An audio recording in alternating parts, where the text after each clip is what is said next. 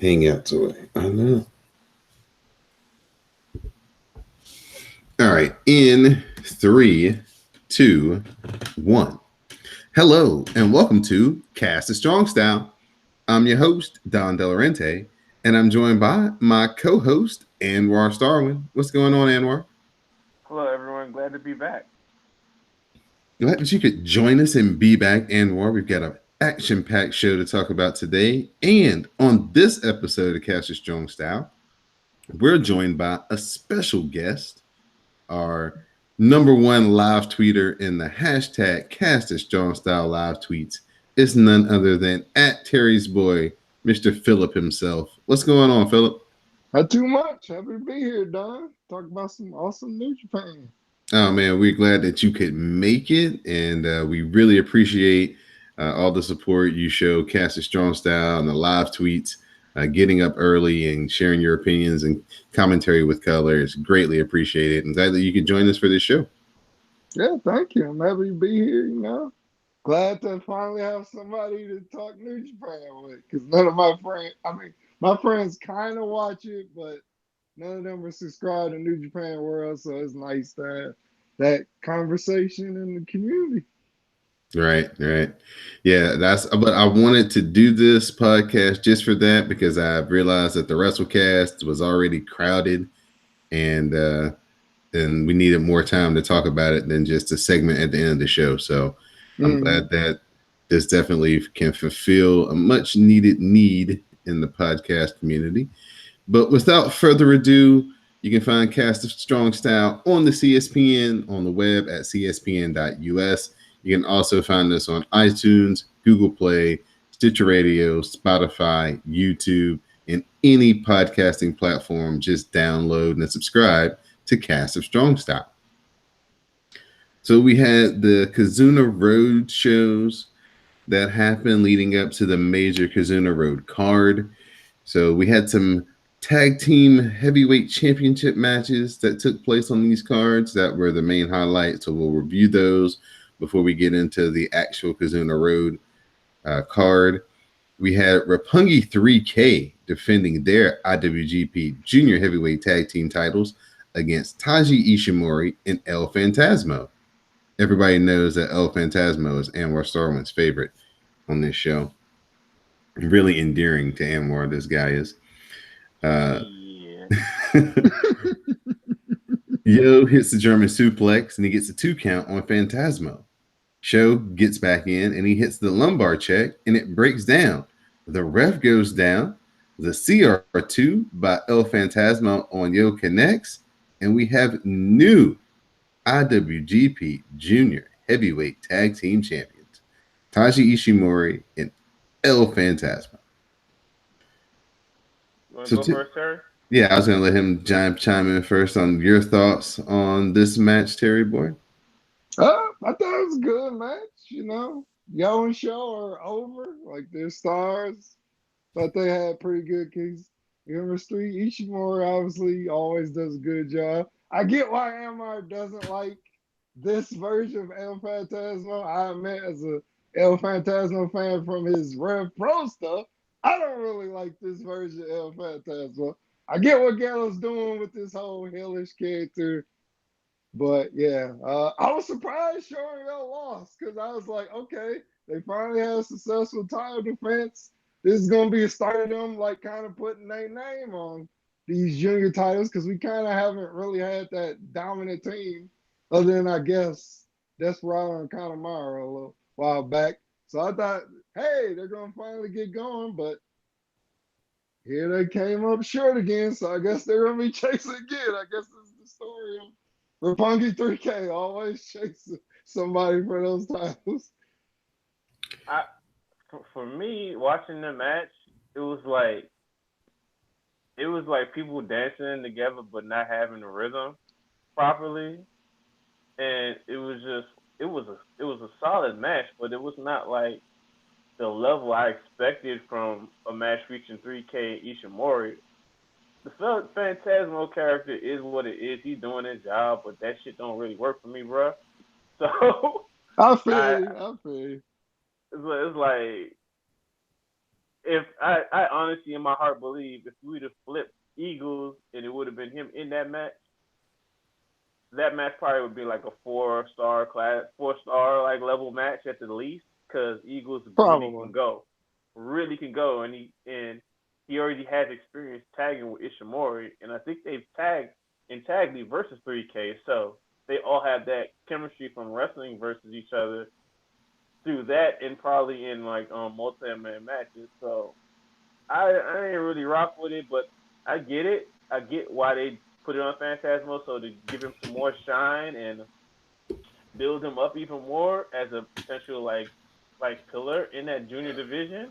And it also keeps like Ishimori really strong too after the really good tournament, like as far as wins of the best of Super Junior. So actually, it does multiple things by putting the title on them, and they feel like, hey man, have the babyface chase the heel champions. Even though I really think 3K should have hold it for a longer time after everything they went through to get back to that spot.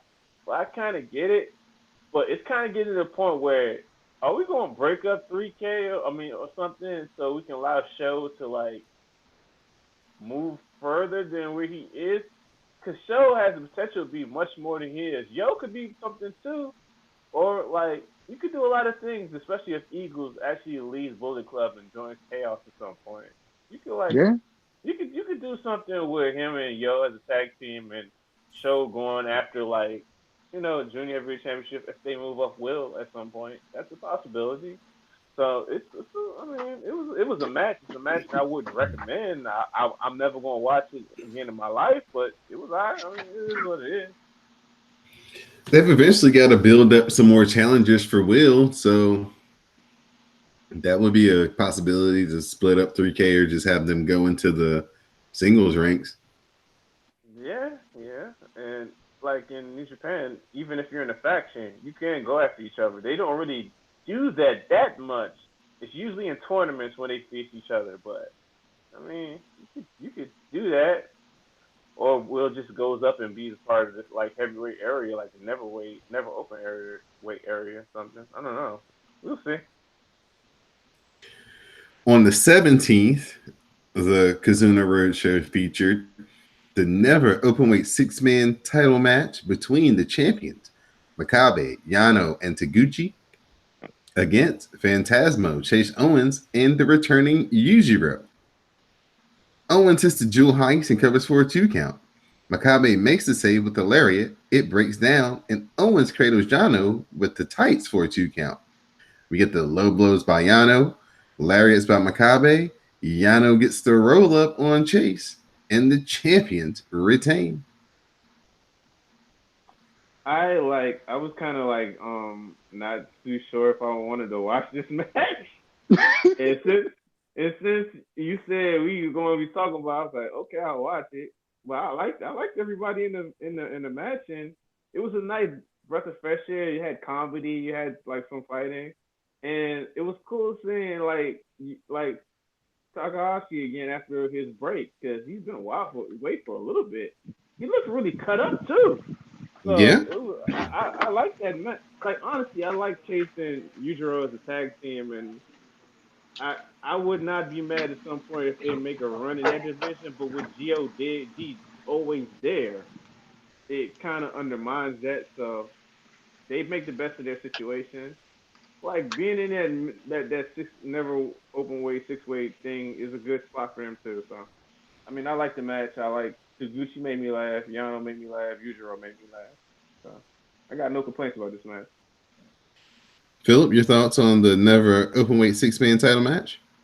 Yeah, this was a fun match. I was really impressed with Chase. Like he's like that solid hand. Like I really feel like if he lost a little bit of weight, because he's not fat, but if he got his body a little trimmed up, I feel like he could be right in that like for real, like middle card picture in New Japan. So he's solid. Obviously Taguchi and Yano are like comedy gold. Like I'm surprised they don't have them team together more.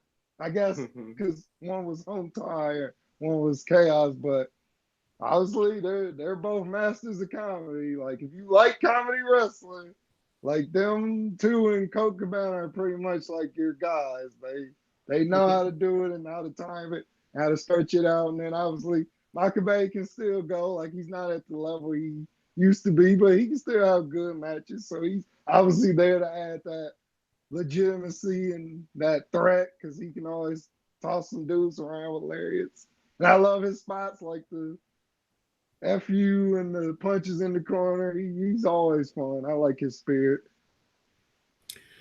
This show also contained the elimination match between Suzuki and Chaos, in which Yoshihashi was the eventual winner, and he challenged Will Ospreay to not only his title but also his spot in the G1 tournament, and that match will take place on the card that we're about to talk about now. Yeah, Zack Sabre Jr., right?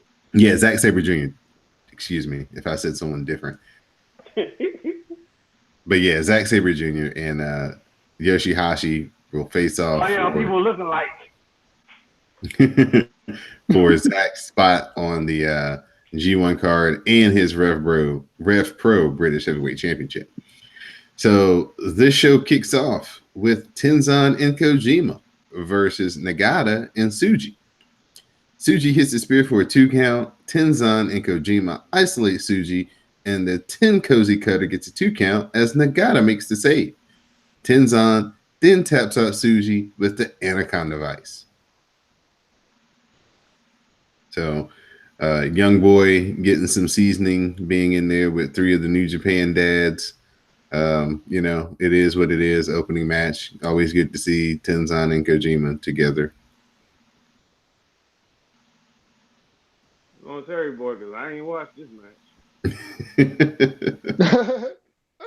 mean, it was a decent match. Honestly, it wasn't as good as the openers where you get the young lions like really going and firing on each other. Like Koji can still go, but obviously Tenzan, like he's moving better since the surgery, but obviously Tenzan is not the most mobile right now. He's not Nakanishi bad yet, but he's getting there. So, but like I said, Ten Cozy is legend, so it's nice to see them. They got to win. I don't know what's next for them. I mean, but hey, the fans liked it live. It was fun. It was a fun opener. I don't really know what else to say. Really fun match was next. Kota Ibushi, Makabe, Hamna, Shota Umino, and Ren Narita faced off against LIJ, Naito, Evil, Sanada, Shingo, and Bushi. The faces run wild on Shingo, and Ren Narita hits the overhead belly-to-belly suplex for a 2 count. Naito makes the save, and then Bushi joins Naito for double teams, but Shota Umino comes and takes him out.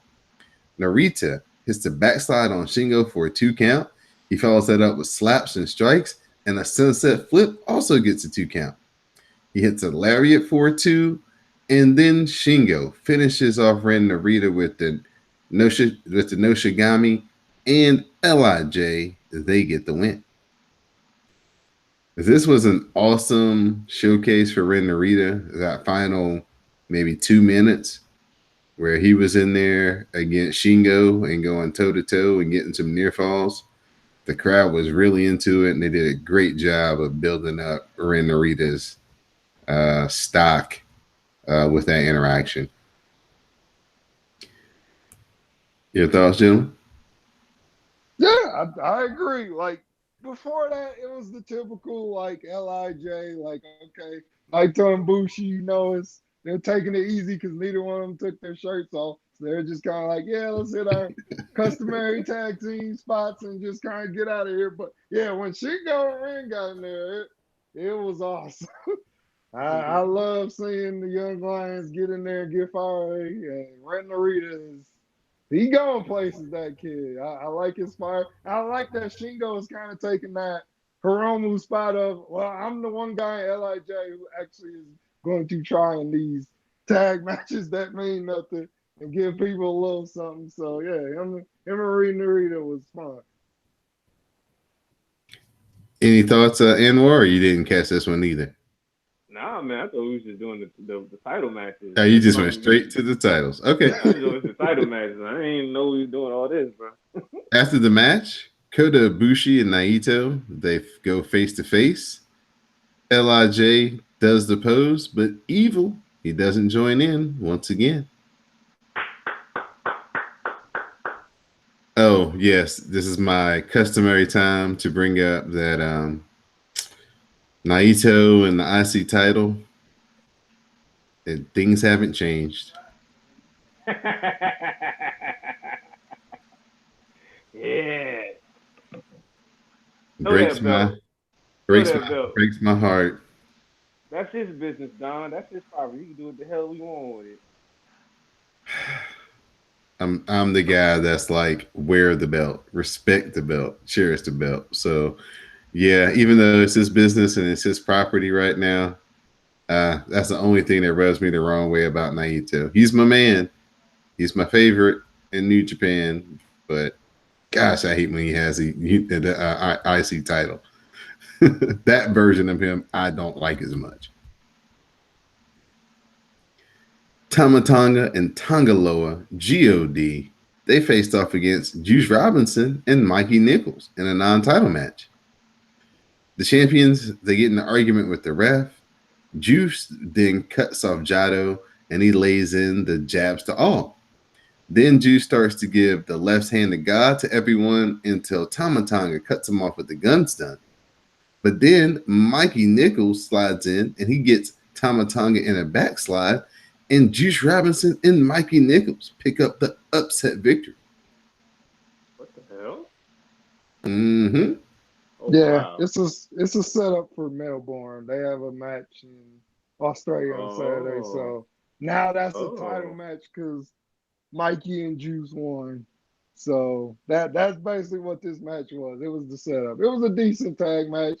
I'm surprised how well Juice and Mikey work together for a team that literally, as far as I know, they don't have any history. They just got put together because they're two guys who don't really have anything to do right now. Well, Juice at G1, but Mikey doesn't really have anything to do with right now, and they know he's a tag team specialist. So, yeah, hopefully they bring a bit more intensity in Australia because, yeah, that would be my one thing. This is a decent match, but for GOD, you saying you the best tag team in the world.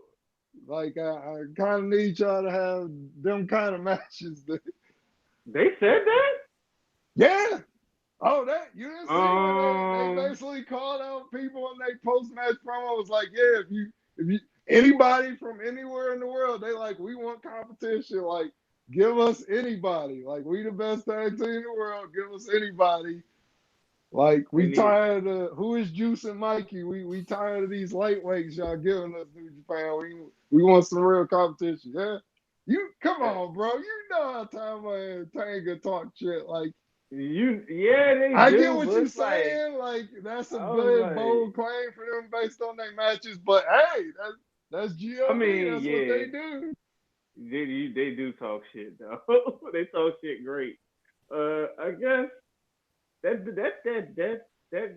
tag division is rough, man. It is. They It's need fucking somebody. rough, man. I don't know who, because that's kind of the problem with all these new companies. Like, all the tag teams are like split. Like, yeah, like I mean, the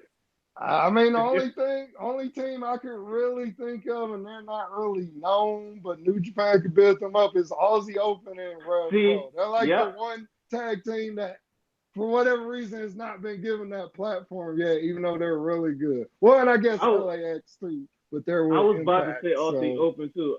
That's the name I keep hearing, and I'm surprised they're not given that opportunity. What's going on that front? Yeah, I don't know. Like, for whatever reason, like, Rev Pro uses a lot of New Japan guys, but New Japan, at least right now, doesn't seem to use, other than LIP and then Will and Marty when they were Rev Pro guys, don't seem to really use their UK talent. I don't get why, because I also would have brought in Team White Wolf before WWE came and snatched them up, because they're really good as well. White Wolf, you mean Kid A, right? Yep, Kid A and his partner, I think Romo is the other guy. Kid A is I still need to look at some other matches for him, but that guy, I saw the match with him and Zach. from last year. Yeah.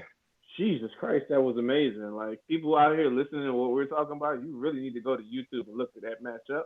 Probably look up the match he Yeah, had he versus also had a match against Will that was really good. Like, yeah, Yep, A-Kid is Osprey, gonna be a star in a few years. Like and look up the match he's he great. had versus look up the match he had versus Ricochet as well. I've heard good things about that. So Kid A is a bad dude. I was like I heard that he might have signed over there, but I wasn't sure. It just kind of blows me. Damn, that's one person that would have been really good in the potential Best of Super Junior someday. Well, maybe he didn't sign too long of a deal and he can get out quick.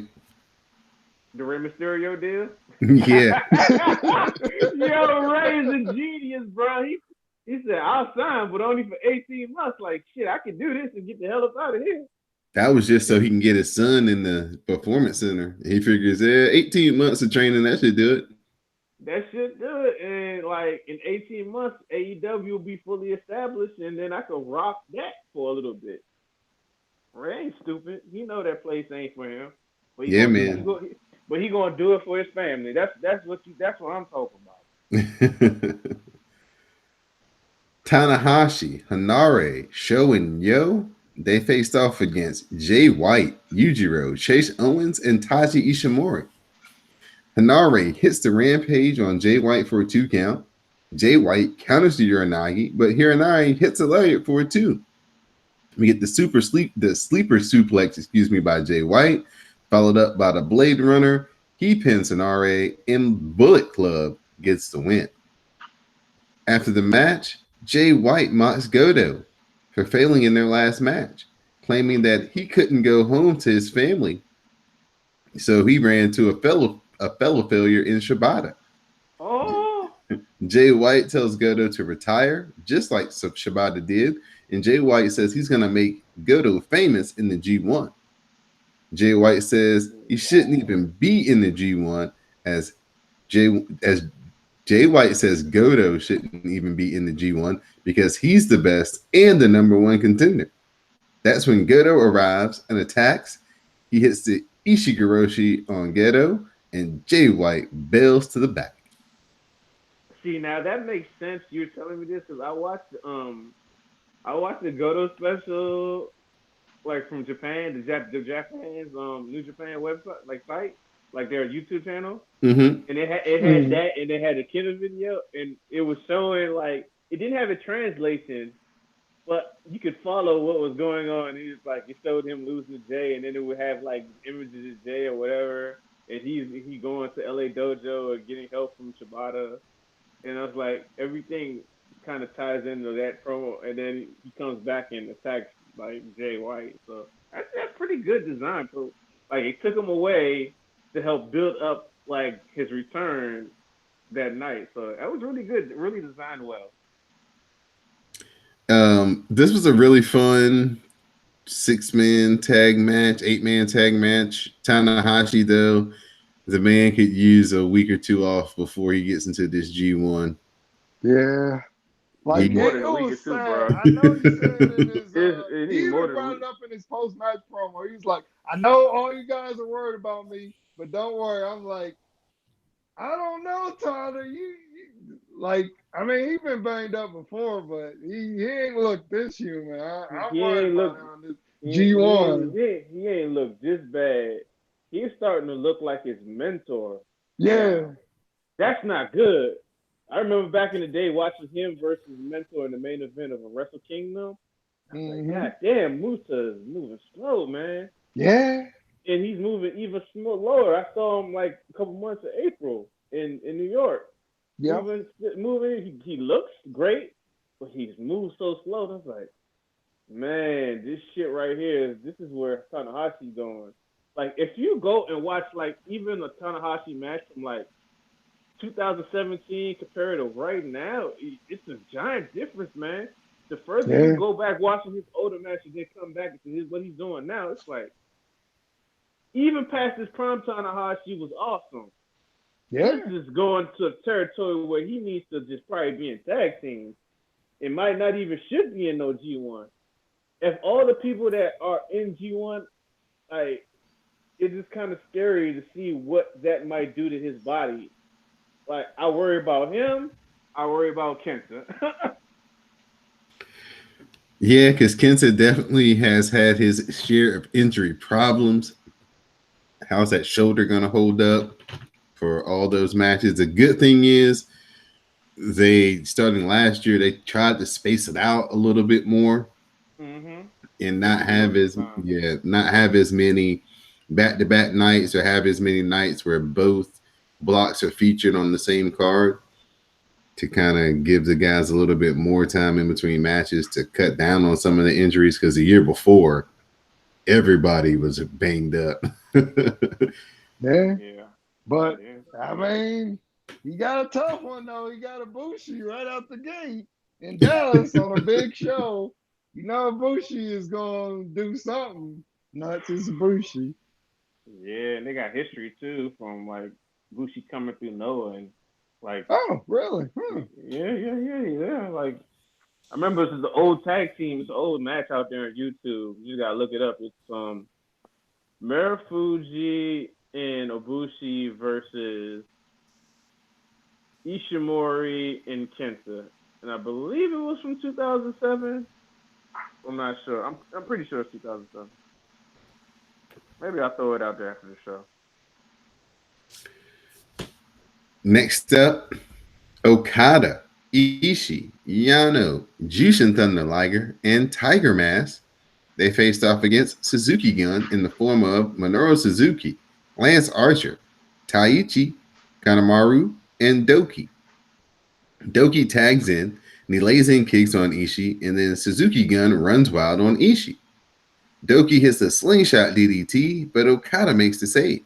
We get the $1 million drop kick from Okada, a lariat on Doki, and then the brainbuster by Ishii finishes it up in chaos with the help of Jushin Thunder Liger and Tiger Mask. Get the win. Setting up more Minoru Suzuki, Jushin Thunder Liger stuff. Doki looks better and better the more I see him wrestle. And it's always good to see Okada wrestle with Ishii. Anytime they can team up together, I'm a big fan. I would not be mad at Okada versus the Okada Ishii tag team for like just to give if you want to give Okada a break from the main event scene for a little bit. But they really don't be doing that, so whatever. No. No. They don't even want to give us Goto and Ishii as a tag team, so they damn well they Yeah. gonna give us Okada and Ishii. Anything stand out to you from that particular match, Terry's boy? Or I guess based on the post match, I kind of like the tease of Archer and Okada. They've been kind of calling each other out in the post match where Okada said, "All right, I see what you're doing, Archer, stepping it up. I'm excited to face you in the G1." So I think that match might surprise people and be much better than people think. yeah, Lance Archer is one of those guys that's the perfect New Japan villain. He comes in long enough, raises hell, and then he disappears for 4 or 5 months just when you get off the radar, and then bloop, he comes right back. I Yeah, think him. Yep, I like him. I like him separate of KES. I like them in KES. It's just maybe this is the turn where he can actually be more of a player in singles division because it's been years since he's been in G1, dude. It's been years. This is Yeah. his first one in a long time. On that elimination match from the 17th, he really showed out. So like I think the start of all of this was Osprey versus Archer New yeah, Japan Cup. That got all of this in motion rolling. So yep, I want him to do well. I like when he out there hustling, pushing, still trying to sell tickets, going on radio shows, doing everything. So I want him to do well. yeah. Well, he is a local guy. I think he is from Texas. He is. So, Yep. He showed out. and then they seem to be teasing something with Suzuki because he basically said again, like, "Yeah, New Japan, I'm pissed off y'all didn't put me in the G1." And he basically called out, kind of was like, "Yeah, don't let me catch you in the dark alley, Playboy. It's over for you." So He called I, out I don't who? know if they're doing another Suzuki Okada Oh, match Okada. and what. I don't get why they wouldn't. The last match they had, I mean, it was awesome. I mean, not if you're Okada, because Suzuki basically tried to break his kneecap off, but it was a really good match, and Suzuki really ain't got nothing else to do. So I still haven't seen the Okada versus Suzuki match from his anniversary show in the rain last year. It's on New Japan. I just haven't yeah, New Japan World. I just haven't watched it. El Phantasmo, he defended his Rev Pro British Cruiserweight Championship against Taguchi. The ankle lock is applied by Taguchi, and Phantasmo tries to attempt to roll out, but Taguchi maintains control, and he drops down on his knees. Phantasmo, he uses the ref to escape. He hits a kind of Canadian Destroyer code breaker off of the ropes for 2. The CR2 gets countered. We get some kicks by Phantasmo. Then he finally does hit the CR2, and El Phantasmo retains the Rev Pro Cruiserweight Championship. I really I enjoyed this match. They have good chemistry, and this was my favorite match. Like out of all the title matches that we're talking about on this show, like I really dug it, man. It was a nice match to wake up and watch. Phantasmo did a lot of little heelish, subtle shit that provided a lot of the comedy for his part in the match. Yep. He definitely did. Which I thought was really, really good stuff.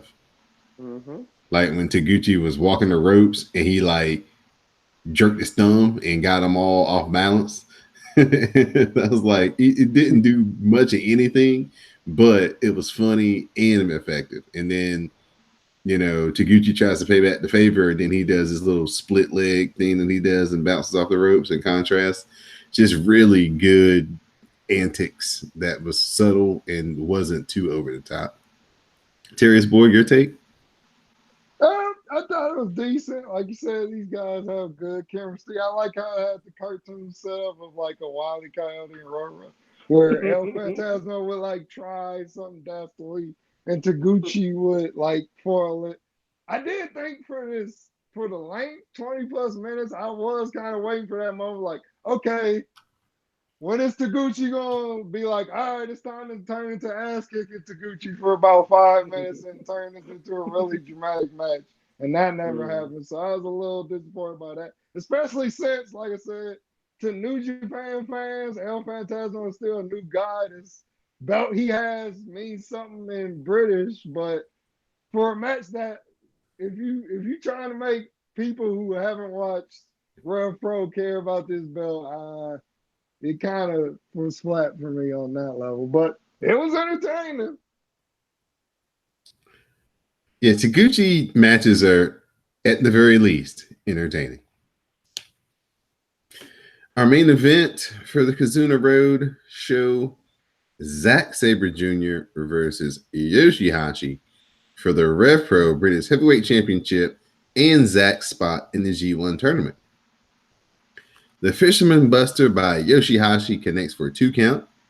Karma connects, and Karma is countered by Zack Sabre Jr., and Zack locks on a choke, and then he transitions into a variation of orienting with Napalm Death. It was a little different than it normally is, and the ref has to come in and stop the match as Zack Sabre Jr. retains the Rev Pro British Heavyweight Championship and his spot in this year's G1 tournament.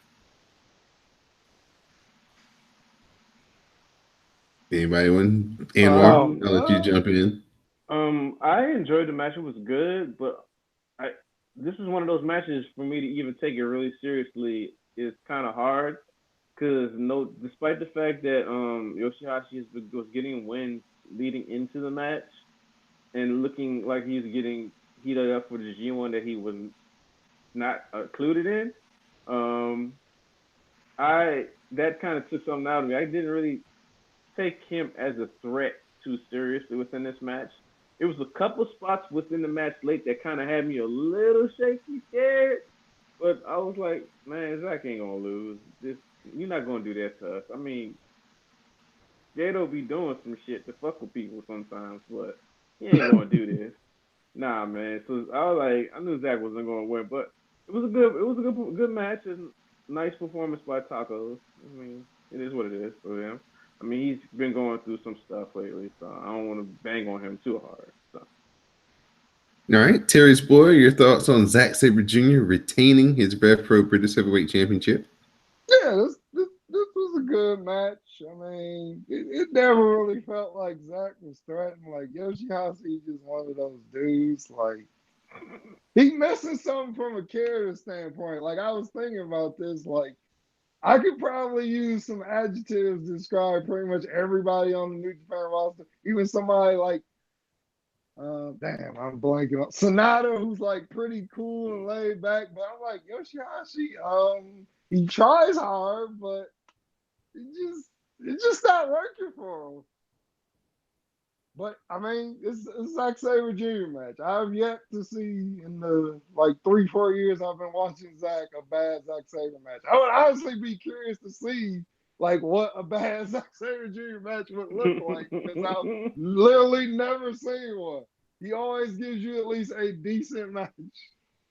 And he's always technically Chris. Although he seemed kind of disappointed because in his post match promo, even he was like, "Damn, it took me 26 minutes to beat Yoshihashi. You must be losing my touch." Like literally, he completely buried Yoshihashi in his post match promo. Oh man. Yep, he buried Yoshihashi, buried the lukewarm beer. Yeah, he was going off like usual in his post match promo. I love the Saberism, like Saberism is alive. Zach is great. I mean, hey, he can say that. He's beat other than Okada every top guy in New Japan. So hey, he allowed to put his foot on the table and say, hey, Strong Style, y'all pretty nice. Y'all had your run, but it's Sabre time. That Sabre like in Suzuki tag team is fun. It's just they didn't put the belts on them. Kind of disappointing I don't get why New Japan doesn't have them team in actually New Japan because I think they're still the Rev Pro tag champs. They're a really good team, and New Japan needs tag teams, so it's like, yeah, why wouldn't they utilize that team? But I guess they're like, well, Zack is a singles guy and Suzuki is a singles guy, so yeah, you kind of right on that. I was like, even Dangerous Truckers or Techers is an awesome tag team from what I've heard. So why don't you use Tai Chi and Zack in that form too? They just lack creativity in their tag division. they do.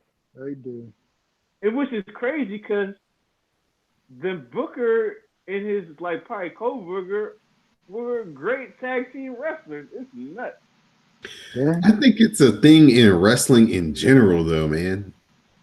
I think it's a worldwide wrestling epidemic that tag team wrestling just isn't as focused on, and I don't think guys coming up focus on it as much because everybody wants to be a single star, and there's so much that goes into being a successful tag team with health and injury and all that type of stuff.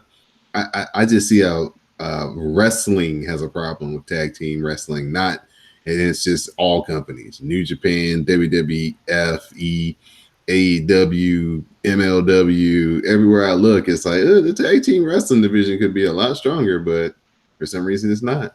I don't know. It's too early to say anything on AEW.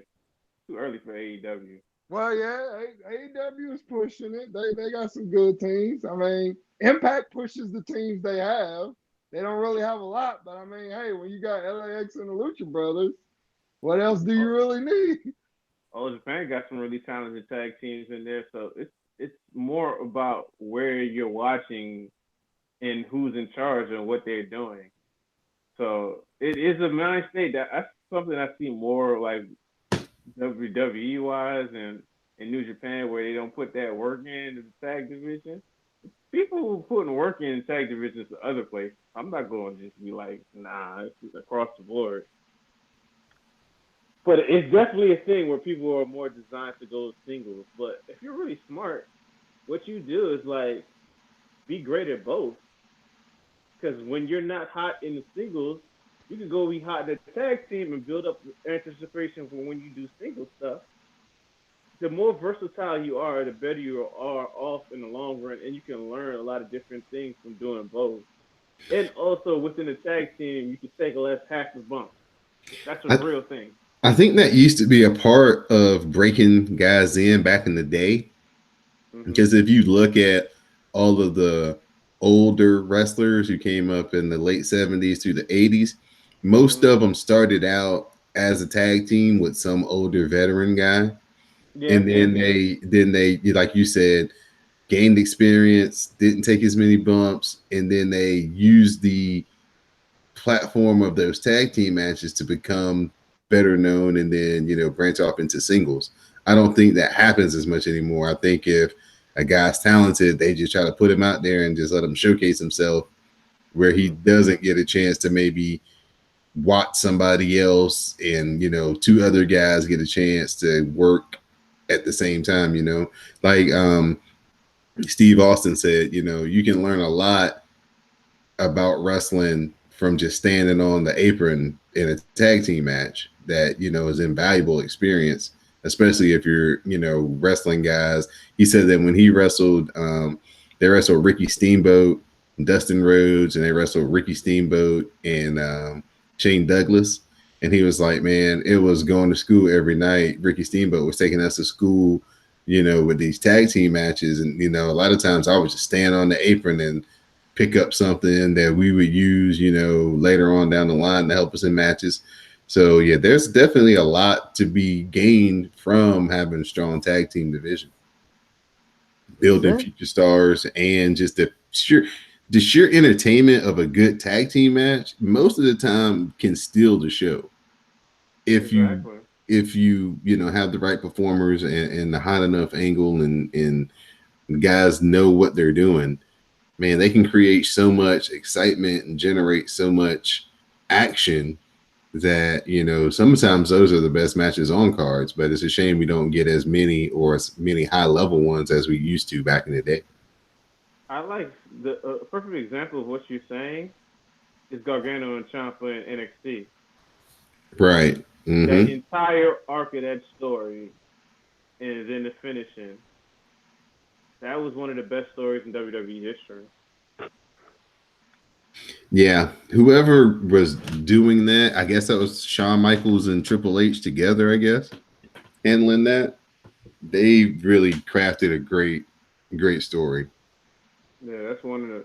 I'm E- always gonna remember that feud. And Even with two setbacks, it's still Yeah. yep, the injuries, yep, and they still, even though it wasn't him at the end, he was still came out, and it was still a big deal being in the audience and everyone clapping and cheering for him because he's injured. He don't have to be there, but he's there, and it just gave a nice bow on that. And now he's just healing himself up, getting ready to come back. So right. that builds anticipation for when he comes back, because people are not gonna want to boo him.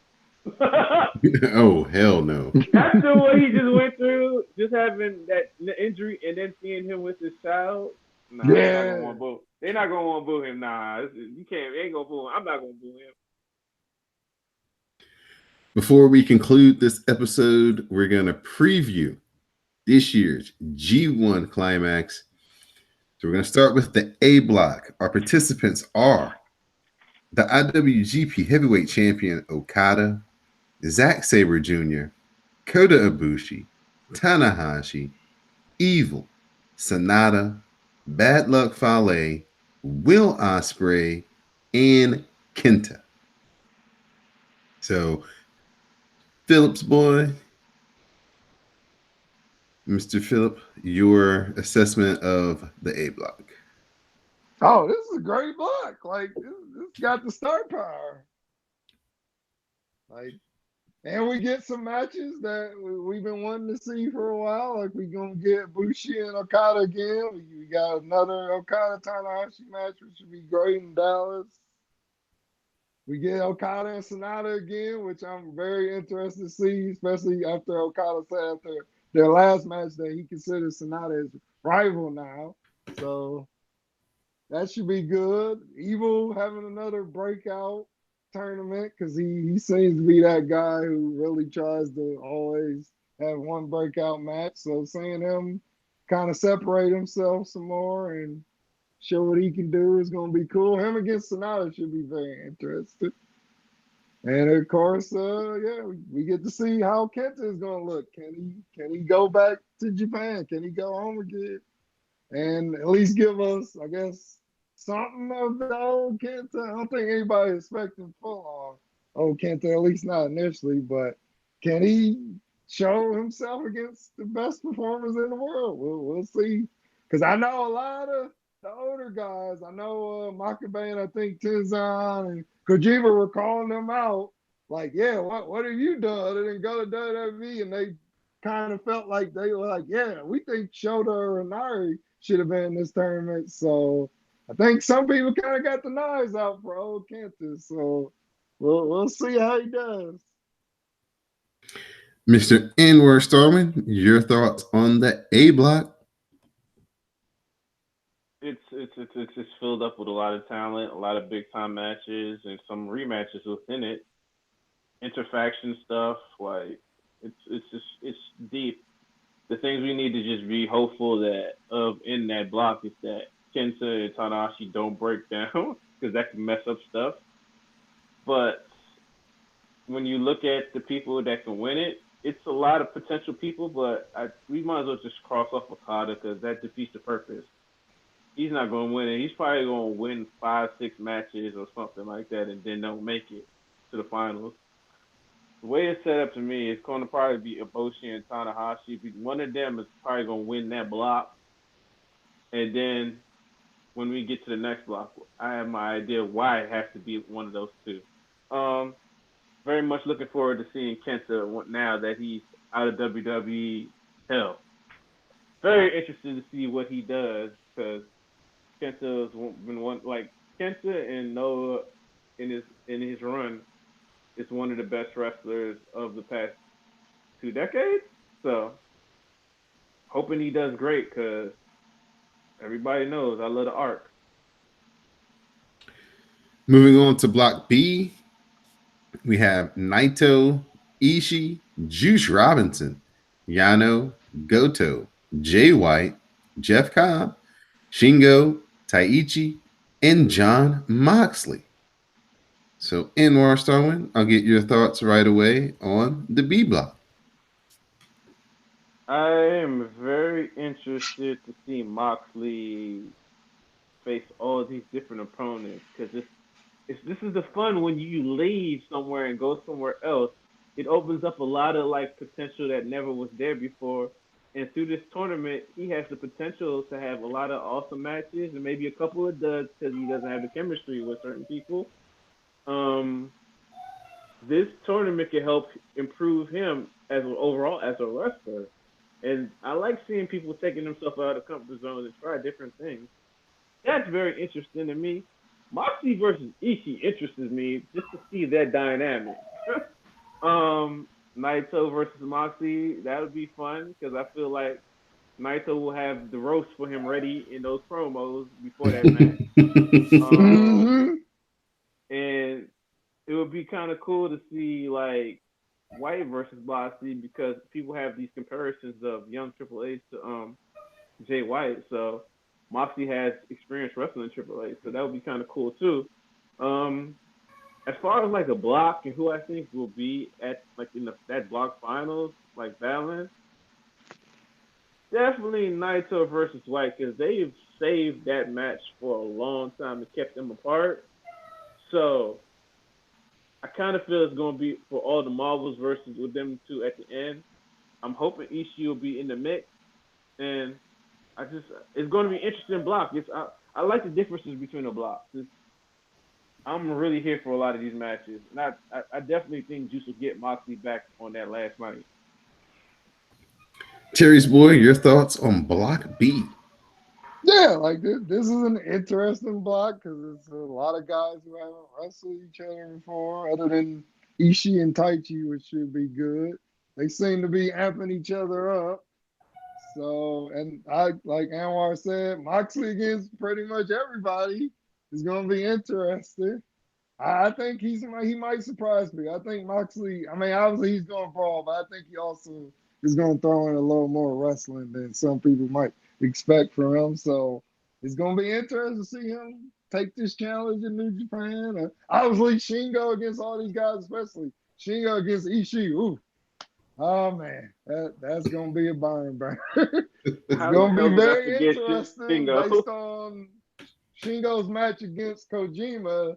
Like, yeah, Ishii ain't gonna be going down for them pumping bombers like the little juniors. So that's gonna be fun to see Shingo kind of adapt and how does he deal with the challenge of Ishii, Mr. Unkillable. I just keep getting up.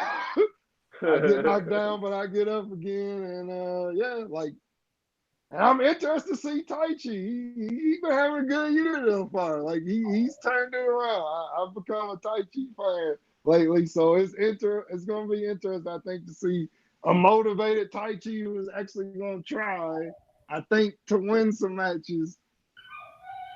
What's that gonna look like? I feel like causing a little trouble right now. Another convert to the dark side. I'm going to ask y'all a question. In big matches, and I mean big matches alone this year, who has had a better year? Seth Rollins or Taichi? Ah man, I don't want to down my man Seth. It ain't his fault. He just haven't had strong opponents, but I kind of feel like it's Taichi. He had a really good New Japan Cup. His two matches with Ishii were legitimately great, and it wasn't just because of Ishii. Like Taichi brought it.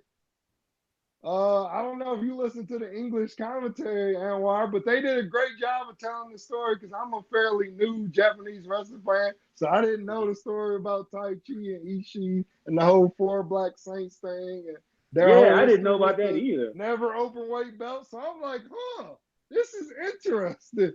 Yeah, and Taichi, like, legitimately, like, he's almost never happy. He's always like the sour curmudgeon, but something about Ishii where it brings out like the best parts of Taichi. Like he wants to be a good wrestler to prove he's on Ishii's level. It's like a big brother, little brother thing where Ishii is just kind of like, yeah, whatever. And Taichi's like, no, I'm gonna prove to you I'm on your level. Yep, the Taichi match versus Naito at the beginning of the year was good. Yeah, too. they have good chemistry. They seem to get under each other's skin. Yeah, so it's like, I mean, he had a good match versus Cobb for the Never Openweight Championship. Yeah, he did. So that's what I'm saying. I'm the dude that didn't even want to watch Taichi when his last appearances in Best of Super Junior. So people hearing me and thinking I'm just being a hater. Keep in mind, I've banged on Taichi on this podcast. So for me to even broach this subject, let's see what Don say. Let's see if he just be on the fence, be like, can't compare it to different companies. Oh no, no. They got the competitions up there. I don't know, man. I wouldn't make that comparison. You know that I've been the one banging the drum for Taichi for like a year and a half before it was even cool. So I'm definitely going to give him his props and say yes. In all his big matches this year, he has stepped up and delivered every time. Mm-hmm. He hasn't had one of these middle of the road, matches, So yeah, I definitely agree that Taichi has had better big time matches this year than Seth Rollins. Let's preview the first two nights of the tournament. The first night will be taking place in Dallas, Texas, July the 6th. Shout out to Madame Lizette, who will be in the building. Oh, cool. Yeah. She's going to see Sonata face off against Zack Sabre Jr. She's going to see Evil versus Bad Luck Fale. Will Ospreay is going to take on Lance Archer. Kota Ibushi versus Kenta. And the main event, Okada versus Tanahashi. Woo, man, they not playing. I kind of wanted to go, but just too many other things going on in July. So I couldn't do it. But yeah, man, you getting Kenta and Ibushi, you're getting Tanahashi and Okada, like that in itself is something. Plus, you're getting the cool undercard too. So it's like, yeah, man, you're getting the experience. And that's been a complaint that people haven't gotten that whole New Japan experience because you've been having to deal with ROH guys being on shows and stuff. But this right here is the show, so man, I hope it's kill. I hope they kill it, man. I want them to do well. The only person who won't be on this July 6th show will be Jon Moxley, as AEW has exclusive rights to him in America, so he cannot appear on that particular show. So he won't be in the undercard matches. But other than that, yeah, everybody else that's New Japan centric should show up and be here for the undercard. So that's going to be a lot of fun. A lot of fun. Terry's boy, anything you want to say about the night first night matches? A Block? Yeah, man, it's a good card. Like we get this Archer Osprey rematch. Like really, the only match where I'm kind of like, I don't know, is Fale and Evil, and not because of Evil, it's because Fale has basically, like, he tried last year. Like I was kind of feeling Fale last year when he lost the weight. He got that match against Okada. It's like, okay, Fale. But then he just went right back to being like Fale and being fat and lazy and doing generic big man spots. It's like, dude, like, what happened? I believed in you. Like, seriously, like, I'm not going to say, like, Fale should get kicked out of the company, but honestly, if New Japan had more big guys, like, honestly, what is Fale's purpose? Like, you can go ahead, New Japan, sign Jeff Cobb from ROH, and let's call it that. Because Fale ain't giving me nothing these days. That's why we got to kind of hope Lance really step it up, because we need him to just take over that role for real. Yeah, I mean, Davey Boy Smith Jr., I think, could have been that guy, but that was his frustration, is New Japan kind of stuck on wrestling a certain style, and he was tired of it, so he was like, yeah, I'm going to leave. Yeah. Because he's really talented. Like, he can fly. He's a heart, so he can do technical stuff, and then he can do the power stuff. Yep, he just got tired of being there and not being used properly, and so he knew his value, so he said, "The hell with it." I don't blame him. He kills it on MLW with that version of the Hart Foundation. Teddy Hart, Brian Pillman Jr. himself. They're real entertaining. Not surprised. Not surprised in the least.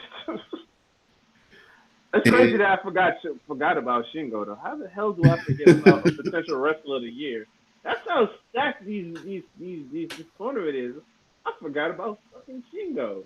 This Shingo is a potential wrestler of the year. Wow. Yeah. And we got another Zack Sonata match. They always have great matches. So, yeah, I think this is going to be a really, really good show. It's going to be a good showing for New Japan and America. This might be one of the best G1s if this comes off properly, because like over the last couple of years, my favorite one was like G1 Climax 27, because it had so many good things, so many good matches, and the Goddess final like run through the tournament. So this could be one of the better ones, but you kind of say that every year about G1 though. Man, that one, that year, and the Goddess final year, I know it's 90 matches all together. When you do all the matches in the final, it comes out to 90 matches. I know there had to be at least 15 4-star matches and probably 4 to 6 5-star matches out of those 90 matches that year. It was crazy. Crazy, man. Crazy. Evil was awesome in that tournament too. Yeah. Evil beat Okada. Okada wasn't losing to nobody. Right. Yep. The B Block is going to take center stage on the second night of the tournament, which won't be until the 13th back in Japan. July 13th, they'll be back in Japan. This card, we're going to have Jon Moxley facing off against Taichi, Goto versus Jay White, Yano versus Naito, Ishii versus Jeff Cobb, and your main event, Juice Robinson versus Shingo. So Terry's boy, I'll let you get the first thoughts on the first night of the B block, which will be night 2 of the tournament. Yeah, not a strong card. I'm really looking forward to Jay White against Goto. Hopefully my man Goto gets his win back, because pissed off Goto is my favorite Goto. Like that, what was it, a couple years ago, that match he had against Suzuki at Wrestle Kingdom? That was like my favorite match on that card. So when Goto's like motivated and they give him something to chew on, like it's really cool to see, and he seems gunning for Jay. Like he's like, all right, I'm tired of your little shit talking, you little snake. So I'm gonna put you in your place real quick. Mr. Anwar Starwin, what stands out to you in the first night of the B block? What are the matches again? We've got Jon Moxley and Taichi, Goto versus Jay White, Yano versus Naito, Ishii versus Jeff Cobb, and Juice Robinson versus Shingo. Ooh, I agree with everything Terry said about that match. Juice Robinson versus Shingo interests me very much because of this new, like, edgier version of Juice. And who is it, Cobb versus Ishii? Yes, sir. Yeah, man, I'm here for that. Awesome match. That's gonna be a banger. Yeah. Those are 3 awesome matches that interest me. And just for the weirdness of what potentially Taichi and Moxley would be. It's funny. He might break out that claw and use it on Moxley now. That would be the perfect time to use it. He's been holding it on the side. Go ahead, break that case. Make your senpai proud. So those are the first 2 nights of this year's G1. Again, the first night, July 6th from Dallas, Texas. The second night will be July 13th back in Japan. And then we'll be going on a month and a half long just exhibition of the greatest wrestling in the world for that span of time. So I hope Seth Rollins stays off the Twitter machine while the G1 is going on. Yo, we killing Seth tonight. Oh boy, we like Seth, but come on, dog. He did it to himself, though. He definitely did it to himself. Like. But you know what? The most his unfortunate initial comments were okay, but then when Will brought up, "Hey, dude, I'm like the same size as you. Why are you calling me little guy? I've had more matches than you." And like Will can legit say, like, at least so far this year, he one of the top wrestlers in the world. And we just talked about it. Like, Seth, it ain't your fault. It's the booking, but what marquee matches Seth had this year? It's like, dog, you been wrestling fucking AJ Brock Styles and Baron Corbin. Like, didn't Baron Corbin kind of jump in the comments and try to like savage Will, and Will just hit him with the man? And you're one of the reasons it sucks. Get the fuck out of here. And get out of here. Another thing that was kind of a bad take for Seth was he says that on the day leading into the pay-per-view that day. So then they go out and they're having actually a pretty good pay-per-view up until they get to about the last like 3 matches. And then he's in the main event, and his main event is just being universally panned as awful. So that is the stain that's on Seth Rollins when you make that comment. Then you follow up and be in the main event, and everybody's like, "Oh, this shit sucks." Just not a good look. The cruiserweight match on that show was the best match on that show, and then the next match between Xavier Woods and Kevin Owens and Sammy was the next best, and then the next best match after that, Heavy Machinery versus Daniel Bryan and Rowan. Yep. Daniel Bryan carried 300-pounders in that match to an awesome match. Remember what we said? Taking yourself out of one picture, but heightening yourself in another. Yep. That is why Daniel is one of the best wrestlers in the world. Yeah, man. Yeah. Yeah. Like honestly, it's like, Seth, you talking about best wrestler in the world. Like, Are you the best wrestler in WWE right now?